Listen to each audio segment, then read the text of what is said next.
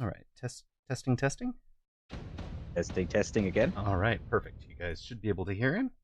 So, let's take a look at it from. We'll be watching it from Till's perspective.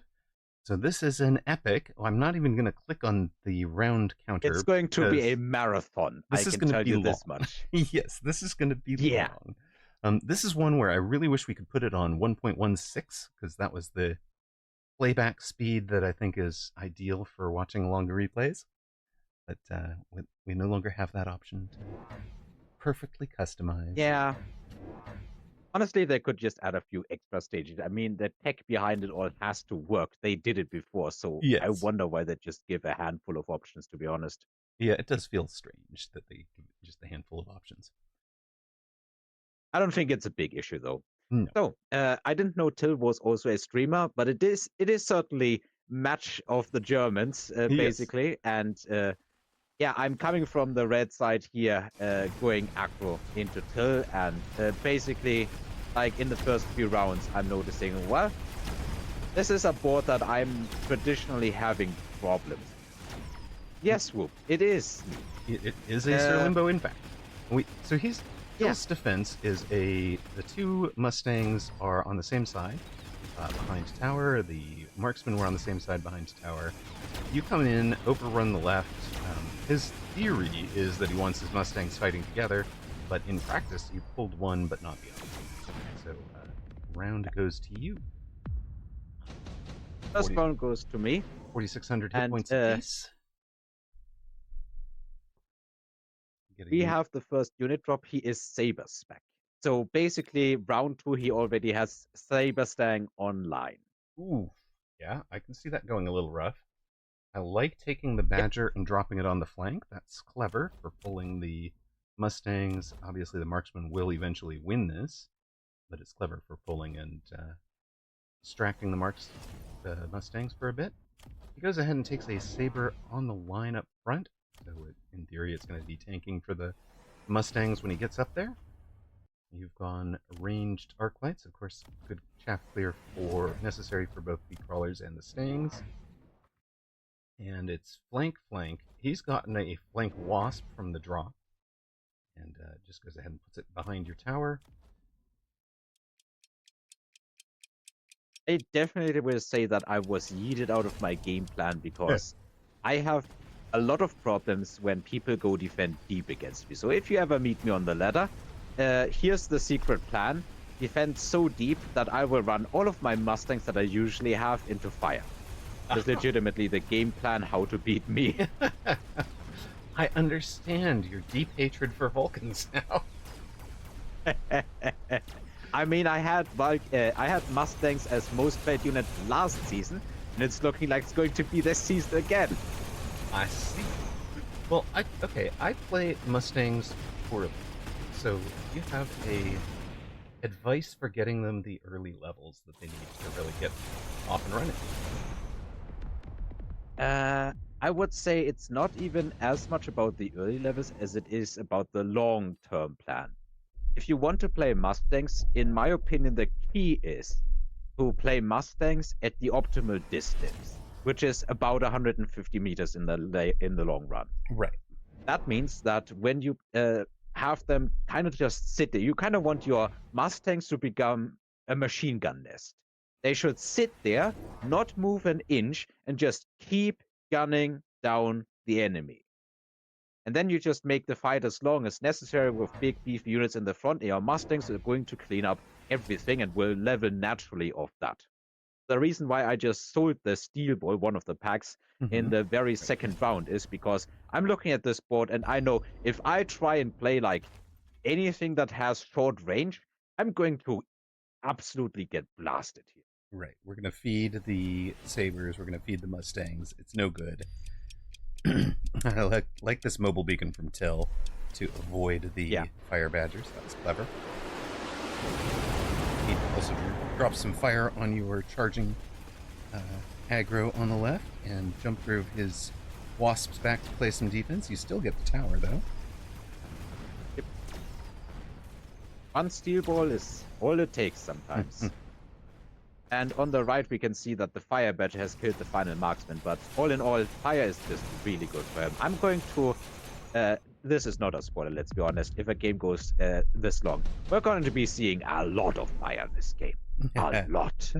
Like, we are talking Vulcan amounts, but right. actual volcanoes amounts. Okay, and we both get intensive training. So, yeah, we're also going to see a lot of those. Okay. We're going to see a lot of everything here. Right. This game is as long as you say it is. We're going to see a lot of everything. It is a jump drive for the Wasps to the corner. So they had been here. They've been here. Now they're in the back right. He's answering the left side flank with a saber. So like Steelstein was doing against Hawk, this is a spot where you're drawing a more expensive response from him than you have invested in the flank. And same over here, right? This flank is still, 200 cost. He's, it was 200 cost to engage at 200 cost, and his answer is 200, 350, and a mobile beacon, so 450. So he's way out. He drops the oil. Yep. We might as well throw up predict on what WhoopGG is saying. Will the game be 17 rounds or less or longer? No, here we go. I'm not going to spoil it. We'll, I'm of course not going to bet because A, that would give away the result, and B, it would be cheating.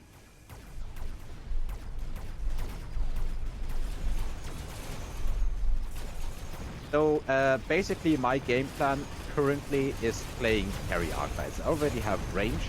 I have a single level 3 Arclight. The other ones haven't yet gotten to eat a lot, but if I get to feast on the tank, I'm going to be looking pretty well. I also ranged the steel bows because, well, I needed something that deals with those sabers until that point. All right, you guys have your prediction open. So I set it up as how many rounds? 13 to 16, 17, 18, 19, or 20 plus. Ooh.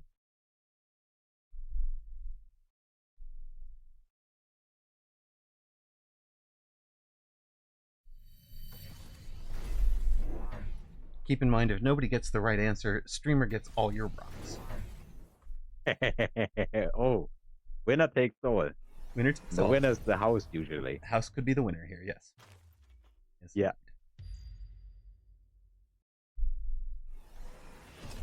So Till has been really freaking annoying with his wasps. I would love to hit anti-air on my Arclights, but that is just a huge trap here. Right. And you're playing carry Arclights, you really have to be careful what you do. But you can see like 2 level 3s on the board already.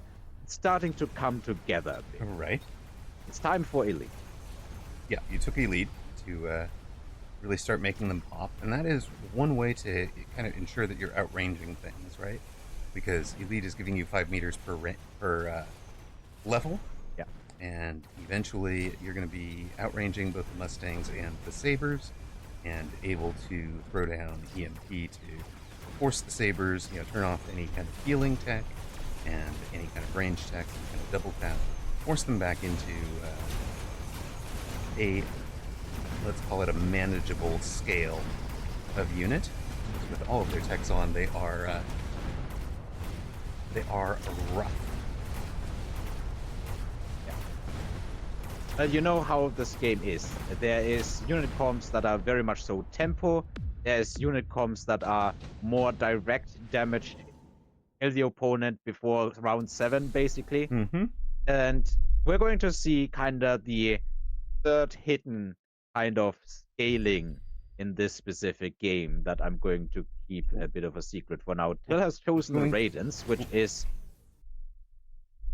Yeah, that's... Go ahead. I was going to say, Raiden is interesting if you're staying in the steel balls. It would make sense, and you have range to the steel balls. So I can kind of see it. You've got someone on the flank. He's looking at this expensive flank of yours and thinking, like, Raiden against this might be good. Raiden, of course, has been debuffed, nerfed a bit. So, is it the infinite damage cloud of Raidens?